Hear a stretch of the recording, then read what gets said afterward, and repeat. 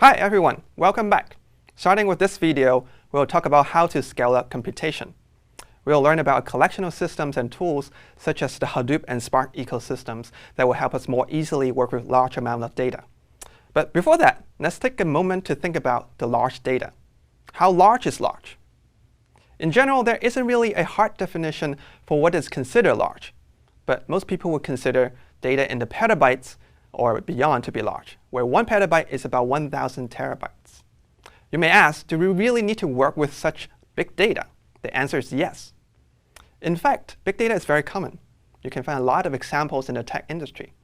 For example, back in 2009, Google was already processing 24 petabytes per day, and Facebook adds about half a petabyte of data every day.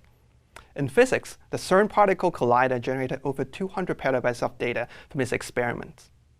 You can also find big data in the movie industry. For example, the 3D effects in the movie Avatar took 1 petabyte of storage.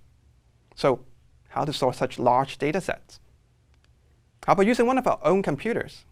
Large hard drives are readily available these days. For example, Seagate announced their 60 terabyte SSD drives. So yes, it's possible to use a single machine, but if your data is in the scale of a few terabytes. But if it's in petabytes, then you will need to use multiple computers. Once you use multiple computers, there are a lot of things you will need to consider.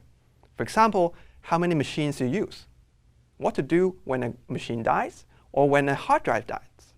You may ask, do I really need to worry about that? My computer hasn't died yet. Well, first, congratulations, you're very lucky. But the bad news is your computer will eventually die, I'm sorry. And bad things tend to happen together. So it's likely that your computer may die at the most inconvenient time, like right before deadlines. So backup is important. And going back to our discussion about using clustered machines, how often do hard drives die? Is it really a concern at all? The short answer is yes. Google ran an experiment, and they found that 3% of their 100,000 hard drives failed within the first 3 months.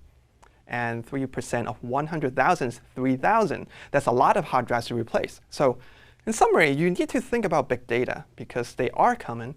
And to analyze them, it is important that you use tools that provide some sort of backup and redundancy because computers and hard drives die often.